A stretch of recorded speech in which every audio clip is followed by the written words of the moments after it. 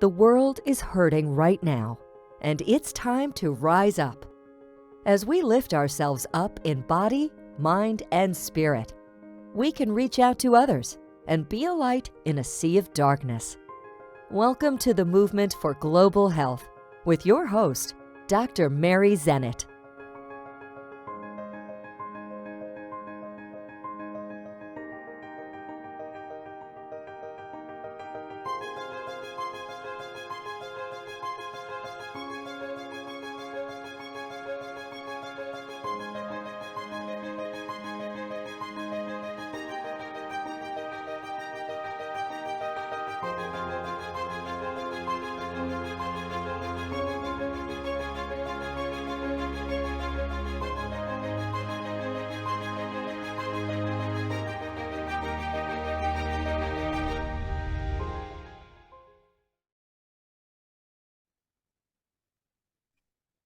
Our topic today, creating a healthy business.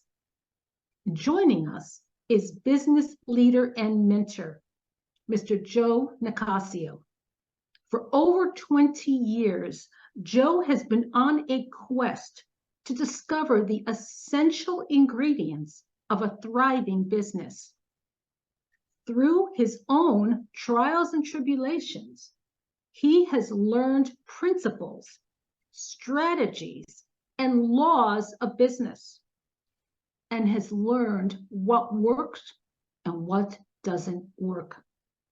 One of his testimonials, quote, "I have witnessed Joe helping tons of business owners and increase their sales and take some from homeless to very successful.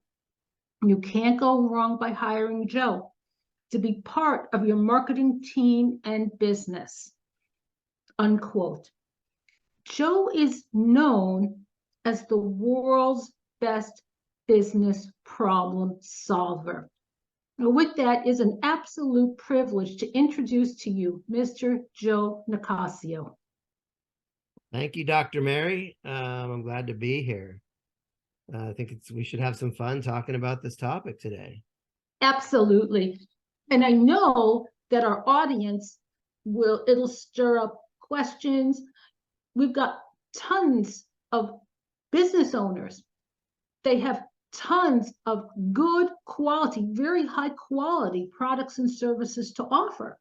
So anything you can shed light on, I know will be most helpful.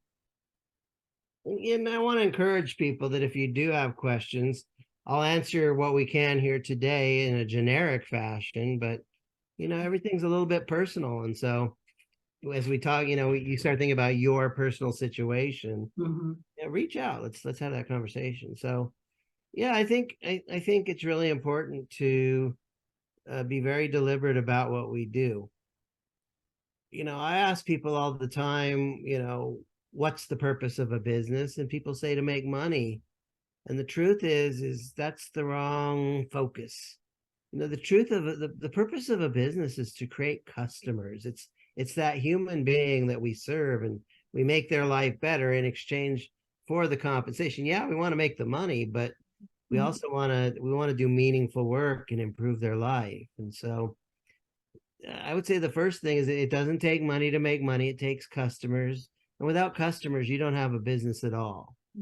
And we need to kind of build a bridge between what I do to that human being that we're going to serve and make their life better in exchange for that money. And so I would say that's the first life-changing thing that you can do, is stop focusing on the money and start focusing on the human being that will pay you that will pay you for your value that you add to them. The second, the second misconception, I think, is that, we all want to make money. It takes money to make money, and it doesn't. It takes that human being. So there's actually a lot of misconceptions, but I want to pass it back to you and let you guide this conversation through your questions, Mary. Well, I think that in and of itself is so huge, because people don't care about how much you know until they know how much you care. And having those touch points and having that focus on what your listeners need. But I think that's where it helps, because I've heard you speak about drilling down into who are you talking to? Who is your target audience? So how do you help our listeners navigate? Because it gets complex. Sure. I think the number one reason people fail in business is they're not even in the right business in the first place. And so, if you're going to build a home, do you start with the roof? No. Do you start with the foundation? No. You start with a raw piece of land, and then you have a vision.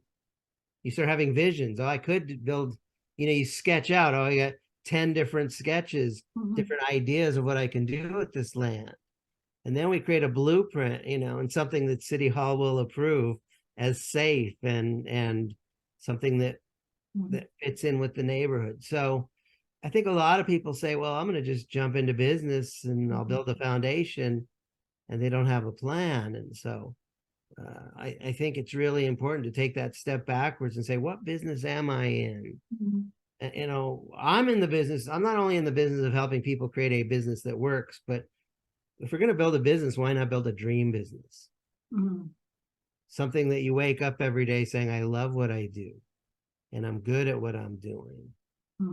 And so then there's this question of, who do I love working with? And so that kind of slips into your question about, your avatar. Who do you want to work with? One of the shortcuts, if your goal is to help, welfare moms that have 7 children and haven't worked in 7 years, you're going to probably have a hard time getting paid. One of the greatest shortcuts in business is market to the affluent. It's easier to build a business with customers that have means than to focus on people that don't have means. And so I use a process, I call it asset sculpting and value sculpting. And asset sculpting starts with, what are your skills? What are your talents? What are your abilities? What are your magic? What is your training? What are you good at? Let's kind of sculpt that into something that you wake up every day saying, I love what I do and I'm good at what I'm doing and I'm using my superpowers and I'm making a difference for others. And then value sculpting, you can't just do what you love. You got to do what you love for yourself and the customers you serve, the people that pay you. And so value sculpting is looking at you, looking at your business from the marketplace's point of view, saying, why should I buy from you? And what's the value of what you offer? And getting them to say, aha, that is valuable. That is worthwhile. I'll pay money for that. And so we want to sculpt what we have as to something I love. And then we need to look at it from the viewpoint of, and will people pay for it? And then who do we like working with? I think a good criteria for business is money, service, and fun. I think too many people have an agenda in business to make a buck, to get a sale. If you get a sale, you win, but if you don't get a sale, you lose. And then, not everybody's our customer. And so if we feel like we walk away, somebody doesn't buy from us, we feel like we've lost, that's bad energetics. And so one of the things I've discovered is, what if we changed our agenda to getting, if our agenda is to get a sale and we can lose with that agenda, why not create an agenda where we win every time? And that's the agenda of getting to the truth of a good fit. And the truth of a good fit means if you become my client, I win. If the truth is you're a good client for me and you want to pay me, that's great. And if the truth is you're not a good client, I also win, because I win every time I get to the truth. And so that's a really good way to look at it. So your focus is, in pursuit of the truth. Yeah. And so what is the truth of a good fit? And I think these are 3 universals. Number 1 is, can they pay me? They can't pay me, it's not a good fit. number two is, can I actually be of service to them and help them get a good result? Right. I can't get somebody a good result, even if you can pay me all the money in the world, it's not a good fit. Right. Right. And the third one is, do I actually like them? You know, if I can help you and you can pay me money, but you're a little Hitler, you're a nasty person, like, I don't want to, the truth is that's not a good fit for me. But here's the thing, if I like you and I can give you great results and you can pay me, the payoff for you is I'll be a massive contribution. I will pour my heart and soul into you. I will pour my love, my caring, my expertise. I'll hold your hand. I'll help you connect the dots. And so we have an agenda, truth of a good fit. We have some criteria, and then there's a payoff. So that's, I think if everybody did that, they say, okay, I want to know who's a good fit. I need to have some criteria for that. And what am I going to give them? How am I going to change their lives? I think that's a wonderful starting place. There, right there. How will I change their lives for the better? Yeah. That's And huge. so good. It feels so good. I transform employees. I help you build a better business. If you're in business already, I help you improve your marketing and your sales and your process. And I do some things to help you with hire, gain, train, and retain help. You got to recruit people, you got to train them, and you got to keep them around. I help existing business owners, but one of the things I do is I transform employees into entrepreneurs so they never have to go back to that soul-sucking job. Let me tell you a story about somebody that's a client of mine currently. She hired me about a year ago, and she had 3 jobs. She had a full-time job and 2 part-times, and the company was like laying off people, and they were pouring more work onto her. And she's got a husband that works, and she hired me, and she's like, Joe, I want to quit my job. I want to have my own thing so I can quit my job, and I want to eventually help retire my husband. And we've been working together, and it was about, I don't know, 7 or 8 months ago, she said, Joe, I'm making enough money now, I feel confident I can leave my job. So I asked her, are you making enough that's replacing your income from your job? She said, no, not quite, but I can't, if I stay here any longer, I'm going to kill somebody, and killing people isn't nice. I got to get out. And I'm making enough that I've proven I can make money.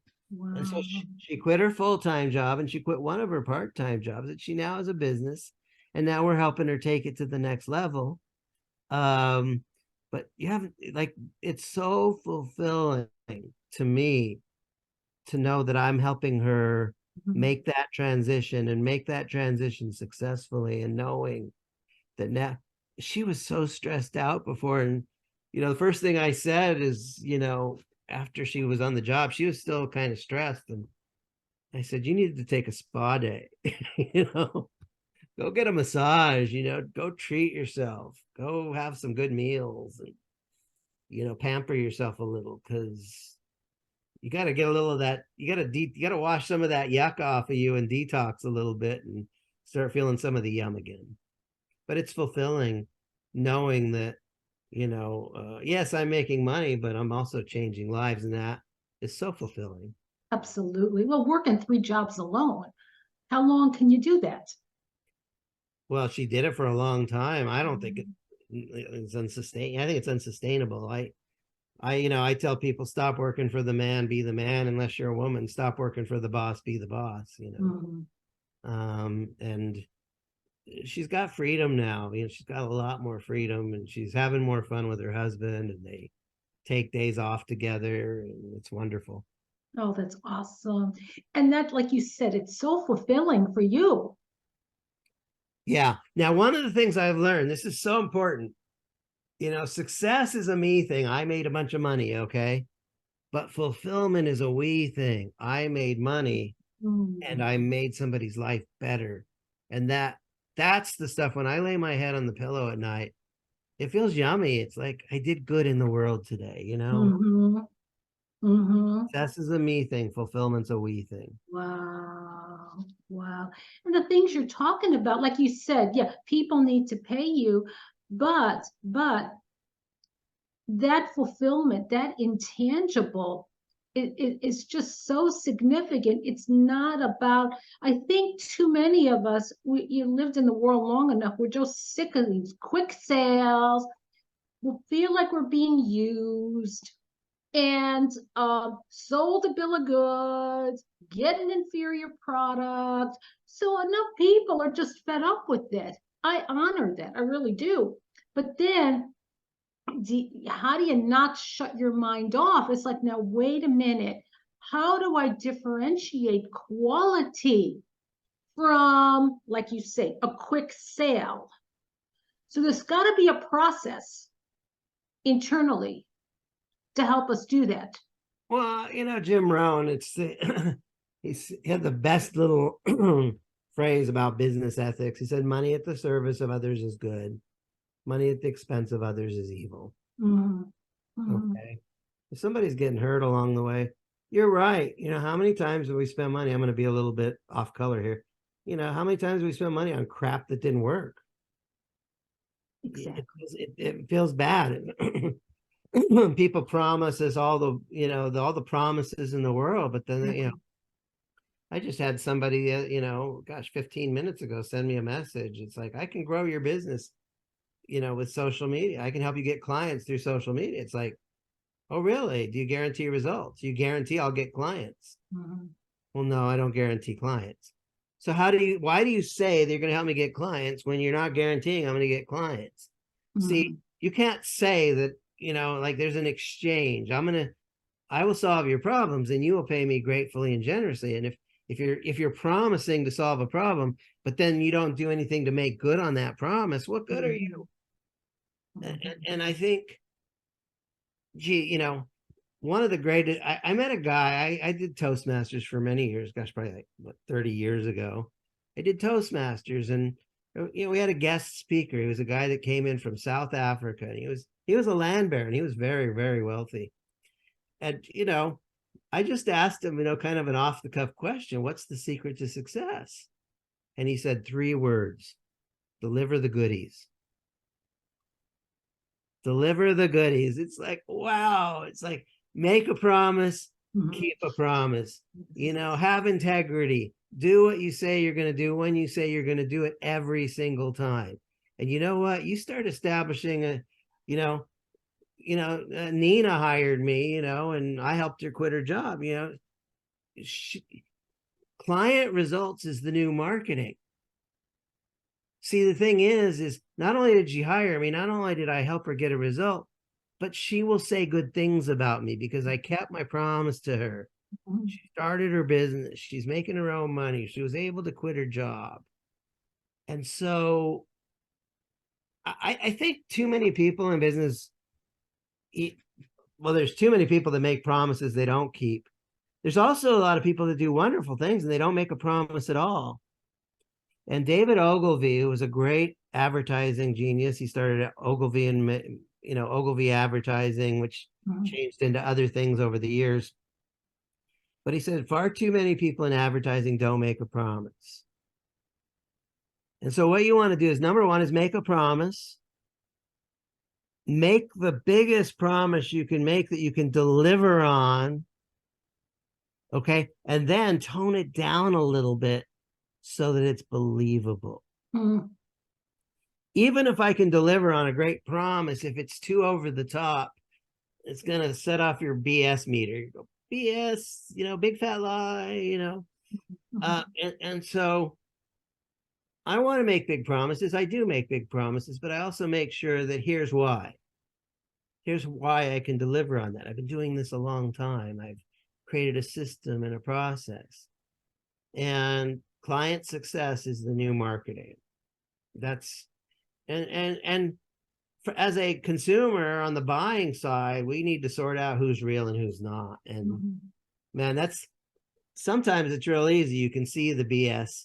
Other times, they're wolves, they're sheep, and they're wolves, and they're wolves so clever they can dress up in sheep's clothing.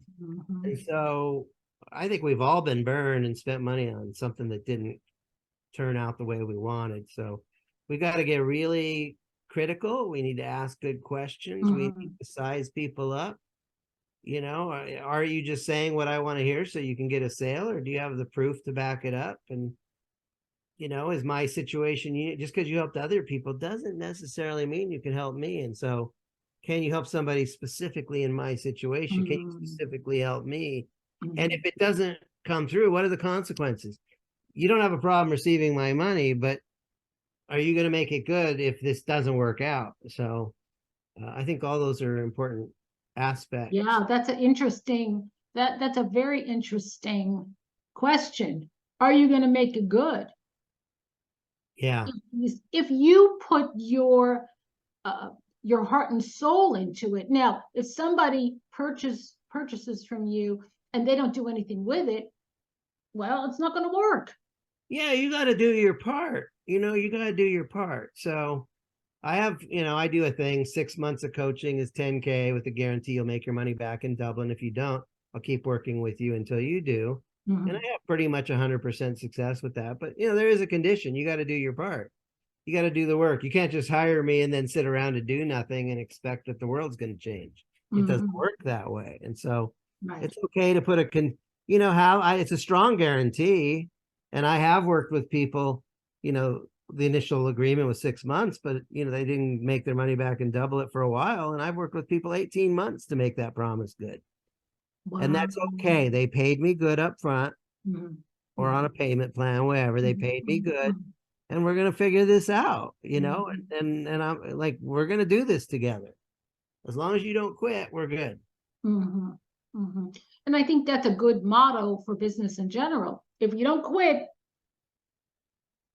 you're good. But like you say, when you carefully thought about what's the right business, you know, you talk about that a lot. And I think that's really important is, am I in the right business? Am I good at it? Exactly. Am I competent? Am I skilled? That is super important. And if you take, you know, if you take the time to be in the right business and figure it out and blueprint it out a little bit, it almost assures that you're gonna succeed at some level. It's the people that jump in and don't do that, the deep dive work, and, you know, am I in the right business for my personality? You know, I just talked to a guy today. He bought a truck to do truck driving work. And the truth is he doesn't like driving 8 hours. It's kind of hard on his back. So what's he doing? He's renting the truck out now. It's not the same kind of income as if he was the driver and the truck, but he's able to put that truck to income generation because he realized my personality is not going to sit in a truck all day long. So it's really important to figure out, is this in a line? You know, the goal, if I'm going to help you leave the job you hate, let's build the business you love. The goal is you wake up every day saying, I love what I do. I'm good at what I'm doing. I'm using my superpowers. I'm making a difference. I'm changing lives for the better. And wow, I even make good money doing this. Wow. Share some of the courses that you offer for our listeners. We'll have your website link at the bottom of the show. But yeah, just to give listeners some idea of some of the services, the products and services that you offer. Now, really, I only do one thing. I'm a badass business advisor, okay? But I package it up a couple different ways. So I have the 6-month one-on-one thing that we already talked about. I also have a little program called Business Wisdom Quest, which is it's a program where I use this asset sculpting to help you figure out what's the right business for you. I sell that as an independent package, but I also sell it for some, you know, extra money where you get 4 sessions with me.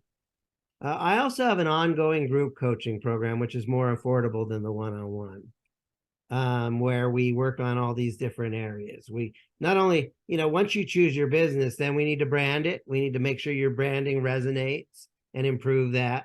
We want to make sure that you have a good offers, irresistible offers, something that people hear it and they go, oh, wow, that's good. I want to do that. We need to become, you know, my whole thing is organized around do what you love, share the love, receive the love. So do what you love is about choosing your business, branding it, and your offers. sharing the love is really all about storytelling. That's one way we share. Is nobody here wants to hear another advertisement, but we all like a good once upon a time. Good storytelling will get people to lean in and make people want to hear more about you. We need to be good at promotion to get the word out and get people to raise their hand. Timid salespeople, timid marketers have skinny children. And so you got to get the word out and get people to raise their hand. And so you need to share the love with the world, the marketplace, and get them to raise their hand. And then the third way we share the love is once people have raised their hand, they haven't necessarily bought from you. You want to continue to share the love and communicate with them to nurture the relationships, to get them ready for the possibility of working with you. And the third part is receiving the love. And the first way you receive the love is when somebody schedules an appointment with you. If you've got a calendar full of people that are warm to you, if you have 33 appointments a week, you're going to make a lot more money than somebody that has 3 appointments a week. But you don't want to just have appointments for appointment's sake. You want to have warmed up appointments. If buying temperature is a scale of 1 to 10, where 1 is I'm barely interested and 10 is here's my credit card, you want to fill your calendar up with 8s, 9s, and 10s. If somebody's only a 4, what we want to do is keep nurturing them until they're ready. Okay. And the way I want to fill my calendar up with 8s, 9s, and 10s because it's better to kiss a girl who's leaning into you than one that's leaning away from you. And the same thing is true in your business. You want people that are leaning in, they're a little excited, they like the idea already, but when they come to you, I don't want to convince people against their will. A man convinced against his will is of the same opinion still. I don't want to convince you to be my client. I want you to convince me why I should take you on and help you build a successful business.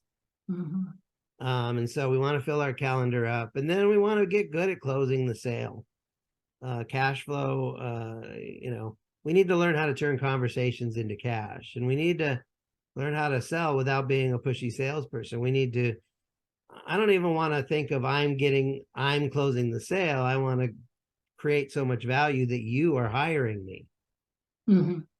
Like you want to hire me because you see the value of working with me. So I don't want to push people. I want my client to pull me over the goal line. And we do this by owning what's called the prize frame. Selling, one of my mentors says, selling is like being on American Idol, but you're not the contestant on stage trying to impress the judges. You're Simon Cowell trying to assess who's worthy of the prize. Okay. And so when I'm in that conversation with people, I want to know if they're worthy, do they have desire, and are they going to do what it takes? And are they going to show up on time? Are they going to do the work and, convince me why you're going to be a great client? And if you're not going to be a great client, let's not do this. It's not a good fit. And then finally, once you close the sale, a lot of people think that, I've closed the sale. Once you close the sale is when your true work begins. You really close the sale after the client says yes, and then it's time to deliver the goodies. But if you deliver the goodies well, again, we're talking about receive the love. So we want to fill our calendar. We want to close sales. And then we want to get so good at delivering that we get repeat business and referral business and a reputation and video testimonials and all the yummy stuff that comes with being a business person of integrity, where we're creating a winning business. Not just I'm making money, but you're benefiting as well. And, that whole sense of fulfillment, that success is a me thing, but fulfillment is a we thing. And I kept my promises, and the customer's happy, and they say good things about me. They say good things. Well, with those values, the world would be a much better place. Yeah. And you know what, though? I want to say something. I struggle to get clients to the level. I have clients and I have people pay me, and I love the work I'm doing, and I'm doing great work. And yet there's so much noise amongst the charlatans and the fakes. Yes. That how do you get people's attention in such a noisy world of fakes? And how do you prevent people saying that you're a fake when you're not a fake?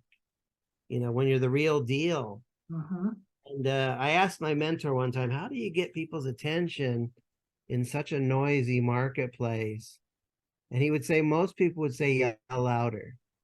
But he said, here's the secret. You whisper the right words in the right ear at the right time and demonstrate, I understand your problem better than you do, which means you're going to come to the conclusion that if you understand my problem better than I do, you probably understand the solution as well.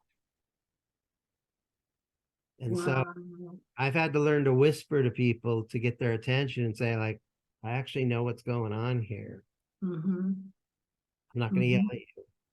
I don't want to yell at you. Yeah, because the natural, you know, is to jump in and be noisier and louder, and we don't need that. My stuff is the best. Now I did a video training on this yesterday on social. I did a thing on mastering the humble brag. If you're good at something, you need to be able to say, I'm really good at this. It's not bragging. I'm just applying for a job. Okay. I'm not bragging. I'm professing what my profession. Okay. And as an entrepreneur, we're applying for a job all the time to get that next client. Okay. We're going to master the humble brag. And so, we need to be able to, if you're the best, you need to be able to say, I am the best. I've been trained by the best. I only work with the best. I always get the best, and I'm worth every penny. And we need to be very congruent with that. And so I wish more people would see through the, I guess they, who's that guy? The Sun Tzu or von Clausewitz talks about war, strategy in war. And there's this thing called the fog of war. And so the battlefield is very cloudy. It's very murky. Okay. And so people are in there, they're fighting the battle every day. And there's a lot of guns going off and there's a lot of danger. And so people are a little shell shocked. And somehow we got to cut through the noise and cut through the smoke so people can see us clearly that there's an oasis over here. There's a safe haven over here. There are real people that can really help you. And we don't stand out like, the noise, the squeaky wheel gets the grease. And sometimes the loudest people that make the biggest false promises are the ones that get all of our attention. And so sometimes you need to look at not just who's yelling loud, but we need to look at who's got a track record of results and who can speak into my real issues. That's the authenticity. I think that people crave, people yearn for that, the real deal. Yeah. And authenticity being the real deal, and somebody who can get to the root cause, not the superficial. Exactly. I can just give you medicine to gloss over the fact that you have cancer. We can actually treat the cancer. And so authenticity is being the real deal. Authenticity is also someone that has enough expertise can get to the root cause. And I think there's a real problem today. We're all familiar that artificial intelligence is sweeping the landscape, and there's wonderful tools. But I think that authenticity is the opposite of artificial intelligence. Authenticity is the opposite. And so, look, we can use artificial intelligence and get a lot of great knowledge and material and information to people. Right. But it doesn't replace the heart. Okay.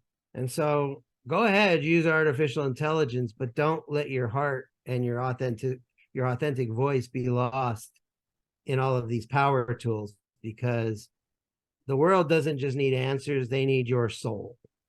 We need you to show up fully, not just mechanically, but soulfully. And the frequency, the vibration of the heart, it's the highest vibrational organ in the body. Yeah. We know it when we're around somebody that truly cares. We know it when when we are in the vibration of light and love.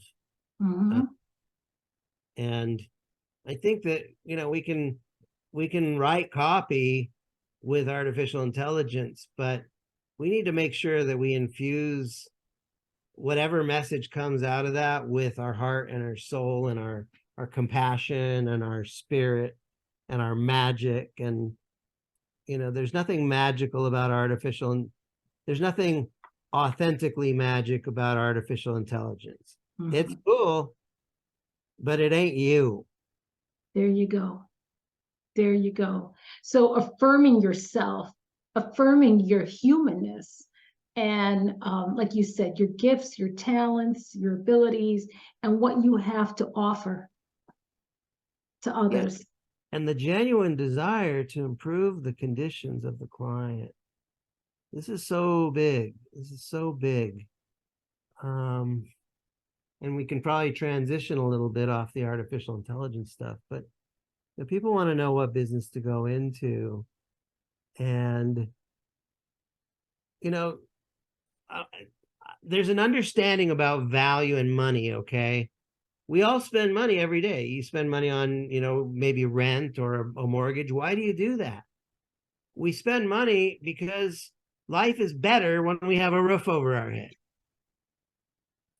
Why do we spend money and go to the nice restaurant? Life is better to have a chef prepare our meal and have it fresh out of the oven or fresh out of the kitchen than cooking ourselves and washing the dishes. So we spend money on the meal because life is better. Why do you spend money to get your brakes on your car fixed? Because life is better when my brakes work than when my brakes don't work. Why do you spend money on the Jack Daniels or the whiskey? Well, we could have a little debate on that. Does it really make your life better? You might perceive that it does, but we could have a debate, but you perceive it'll make your life better. That's why you spend money on it. So if it's true that we spend money on things that make our life better, and now we're in business, okay? Now we're not consumers spending money on rent or housing or meals. We want to receive money. What's the most important thing for us to communicate to the marketplace is how your life is going to be better because you hired Joe. How your life is going to be better because you hired Dr. Mary. And a lot of people don't get this. That's the key. We all spend money because we spend money on stuff that's going to make our life better. If we want to receive money, then how am I going to give, share, serve, contribute, enhance, boost your life? What am I going to do for you to improve your conditions, better your conditions, boost your life, your health, your business, your relationships, whatever it is that your magic is, what you do? It's so important that we communicate that. And to piggyback, first of all, I'm gonna get your feedback on that. And there's taking it to another level. No, I think it's critical. But as you say, I don't think we think about it often enough. I really don't, because we live in a very distracting world that pulls us in all these different directions. And then you know what? It robs us. Our core self, what we have to offer to the world on many levels. Okay, that light dims because we're so distracted by all this other X, Y, Z and noise. And this is the world we live in. So it's almost like we have to protect ourselves. We got to get ahead of it and say, you know what? I need to meditate, get those practices in place, surround myself with people that are infusing me with health, with truth, and challenging me. Infusing me with their expertise, their knowledge, their wisdom, their life experience. Well, because the truth of the matter is, not infusing us with what we want to hear or staying in this little bubble of comfort zone. This is a world that's really addicted to comfort. Okay, well, we all love to be comfortable. However, it's the challenge, right?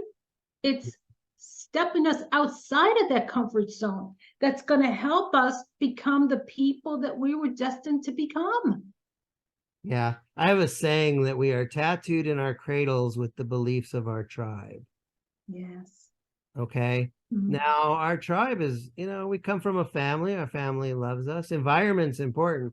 There's three parts to our environment. There's the physical environment. There's the people in our environment. Right. The ideas in our environment. Now, very often we have good people in our environment. They love us and they care about us, but they don't have the expertise. No. For example, you're a medical doctor, Mary. You weren't always a medical doctor. What did your dad do for a living? My dad was a private investigator. Okay. Do you think you could have learned medical skills from a private investigator? No. We are tattooed in our cradles with the beliefs of our tribe. Now, if you can't learn medical school from private investigator, so if your tribe isn't a bunch of doctors, you're going to have to leave the tribe and go to that tribe called medical school, medical doctors, medical teachers, to learn that. So, even though I'm sure your dad loved you, Without question. Yeah. So you had a safe physical environment. You had a loving, supportive, people in your environment, but you didn't have the expertise that you needed for your career.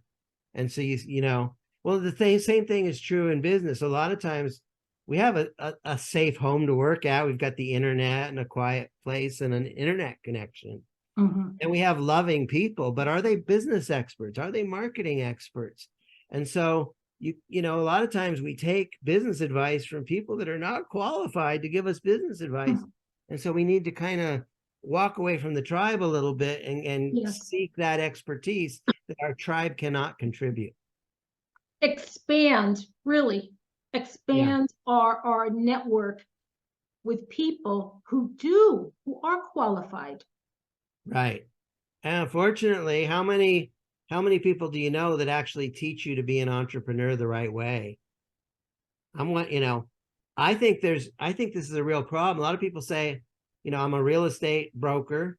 I will teach you to be an entrepreneur. Go get your real estate license and I'll teach you the ropes. But they're not teaching you to be an entrepreneur. They're teaching you that one aspect that they know. Or they'll say, I'll teach you to be an entrepreneur. Join my multi-level marketing. And are they really teaching you to be an entrepreneur? Or are they just teaching you that one thing that they know? And true entrepreneurship is about using your skills and your talents and your magic and providing a solution to the problems of the world and getting compensated for it. And, if you're meant to be a medical doctor and somebody says, well, I'll teach you to be an entrepreneur by joining my multi-level, what a huge disservice that is. And so some people that I work with become coaches. Some people I work with go into medicine. Some people I work with go get their real estate license. But to me, it's malpractice to give a prescription without a proper diagnosis first. And to me, one of the most important things is I get to know the human being I'm working with and their personality and their magic. And then let's build something that's in alignment with you, regardless of who I am and what I'm about. This is about finding your solution, not fitting you into my agenda to push you into a certain business activity. That's truth. That is truth. Thank you.